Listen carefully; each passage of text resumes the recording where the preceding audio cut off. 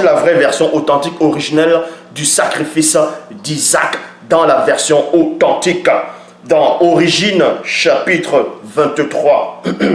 Origine chapitre 23, verset 1 à 21, il dit ceci. Après ces événements, virgule, Satan, le Mundima Bobé, le mauvais esprit en chef, prit l'apparence de l'entité qui était apparue avec les deux veilleurs à Sango près des grands arbres sacrés dans la région de Bengue, ouest de Wassé Mutonga, c'est-à-dire Afrique centrale, vers la montagne des dieux. Donc, la montagne des dieux, c'est quoi? C'est les entités du grand ordre des choses. Alors que Sango était assis à l'entrée de sa tente pendant la chaleur du jour. Donc, vous voyez ici, là, que c'est Satan, le Mundima Bobo, le mauvais esprit, qui a pris l'apparence de l'entité qui était apparue dans les versions actuelles Bible classique, dans Genèse 18, ou dans la Bible de l'épée, il est dit que c'était Melchisedec, Cham et Noé. Shem et Noé, qui a apparu à Abraham. Ça, c'est faux. C'est plutôt une entité, c'est plutôt l'entité et les deux veilleurs. Je vais relire dans Origine chapitre 23, verset 1 à 21, il est dit, après ces événements, virgule, Satan, le Mundima Bobé, mauvais esprit, en chef, prit l'apparence de l'entité qui était apparue avec les deux veilleurs à Sango près des arbres sacrés dans la région de Bengue, ouest de Wassé Mutonga, c'est-à-dire Afrique centrale, virgule, vers la montagne plutôt des dieux, c'est-à-dire entité du grand ordre des choses. Alors que Sango était assis à l'entrée de sa tente pendant la chaleur du jour. Point. Il apparut à Sango et il se dit en lui disant, Sango, point d'interrogation. Sango répondit, me voici, me voici. Et Satan, le Mundima Bobé, mauvais esprit, dit, prends maintenant Yololo, l'un de tes fils, Même Satan lui-même, il sait que Isaac n'était pas le fils unique, que Isaac n'était pas le fils unique d'Abraham, c'est-à-dire Yololo n'était pas le fils unique de Sango, mais il était l'un de ses fils parce que Sango avait eu déjà un premier fils avant la naissance de Yololo, c'est-à-dire avant la naissance d'Isaac. Parce que dans la version authentique ici, vous voyez, les propos de Satan sont dits exactement tels qu'ils sont. Or, dans vos Bibles classiques actuelles, il y a trop de mensonges dedans, trop de contradictions, trop d'erreurs, trop d'hérésie. Donc, vous dit ici, il apparut à Sango et le séduisit en lui disant, Sango, virgule, un point d'interrogation, et Sango répondit, me voici. Et Satan, le Mundima Bobé, mauvais esprit, dit, prends maintenant Yololo, l'un de tes fils, offre-le à Loba, comme une offrande à brûler, virgule, sur une des montagnes que je te dirai. Sur une des montagnes que je te dirai.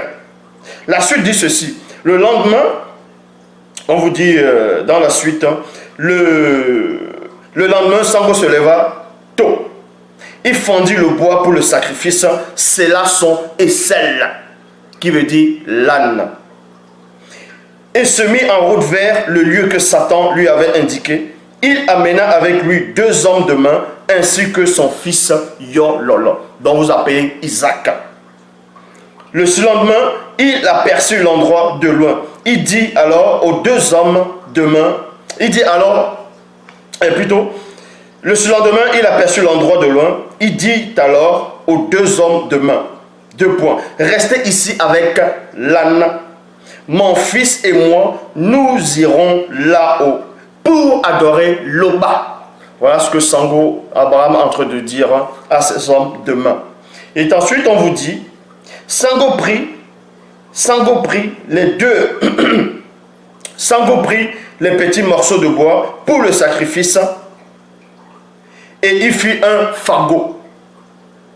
Et le fit porter par son fils Yololo. Lui-même porta des braises de feu dans un porte-braise et un couteau, puis ils s'en allèrent tous les deux. C'est-à-dire, ils s'en allaient tous deux.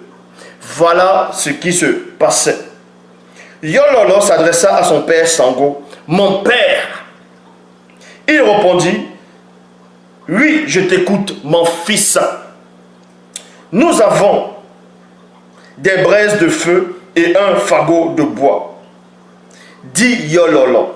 Mais où est l'agneau pour le repas? Parce que Yololo, en tout cas qui est Isaac, hein, selon le nom que vous lui donnez dans la Bible actuelle, mais son vrai nom c'est Yololo, il dit à son père, il remarque quelque chose, parce que son père avait dit aux hommes de main qu'ils vont aller adorer.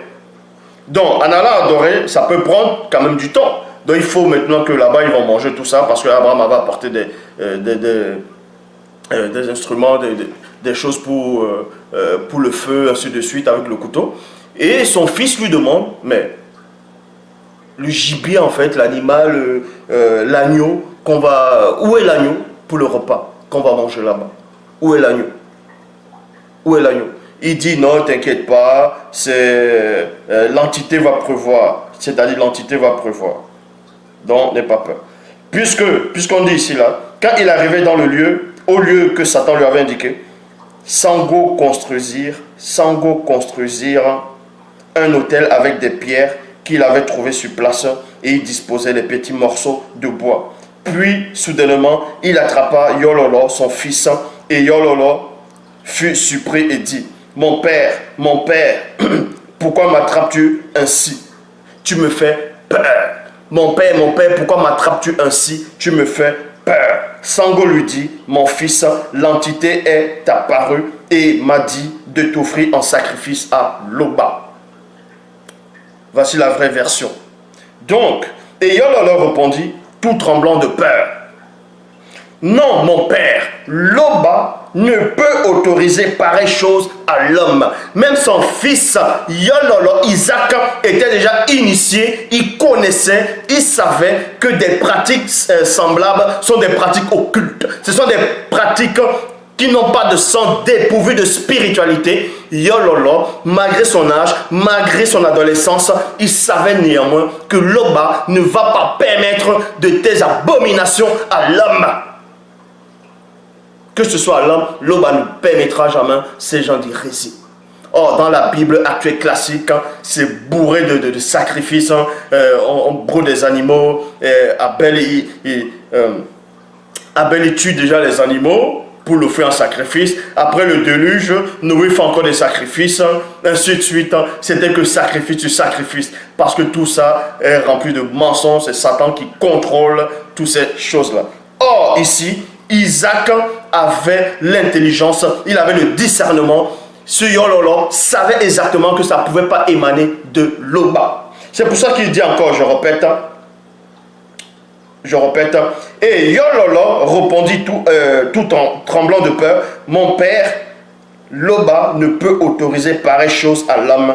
Mais Sango ne l'écouta pas car il était sous l'influence de Satan. Sango était sous l'influence de Satan.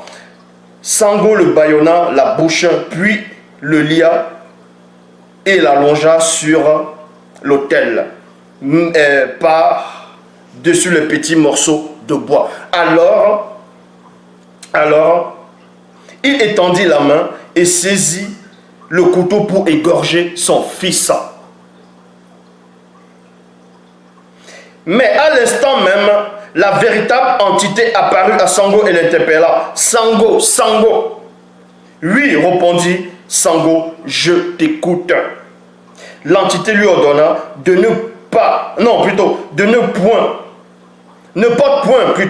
porte point la main sur l'enfant et ne lui fait aucun mal. Voilà ce que l'entité dit. Et ensuite, car tu as été trompé. Tu as été trompé par Satan, le Moutima Bobé mauvais esprit, et ton fils Yololo a bien compris cela. À l'instant même, Sango fut libéré de l'influence de Satan et pleura amèrement à cause de ce qu'il a voulu faire à son fils et parce qu'il s'est laissé duper par mégarde à cause de la porte d'entrée de la polygamie dont Satan a réussi à séduire Abraham parce que Abraham était un polygame. Et la polygamie a ouvert des portes aux forces occultes. Et dans la version authentique originelle, on vous donne même l'origine de la polygamie, comment la polygamie est venue, comment c'est arrivé. ce qui a fait en sorte que ça puisse naître, ainsi de suite. Les esprits qui se cachent derrière la polygamie. Qu'est-ce qu'ils veulent vraiment dans la polygamie, ainsi de suite. Mais ici, néanmoins, on vous dit, et ton fils Yololo a bien compris cela. À l'instant même, virgule, Sango fut libéré de l'influence de Satan et pleura amèrement à cause de ce qu'il a voulu faire à son fils et parce qu'il s'est laissé duper par mégarde à cause de la porte d'entrée de la polygamie. Sango rejoignit ces deux hommes de main avec son fils Yololo. Il se mit en route et allait à Dipondi. Et allait à Dipondi Bar Samba, qui veut dire Belsheba, où Sango s'y installa. Donc vous voyez, ça c'est la vraie version authentique, originelle de l'Afrique ancestrale, c'est-à-dire Ouassé ancestrale qui s'est produite dans le continent Mouniel. Ça n'a rien à voir avec l'histoire d'Abraham, de la Bible classique, des fausses versions où c'était mal trafiqué, ou les versions trafiquées, ou mal traduites, mal écrites, bourrées de contradictions, d'erreurs, des hérésies, du mensonge.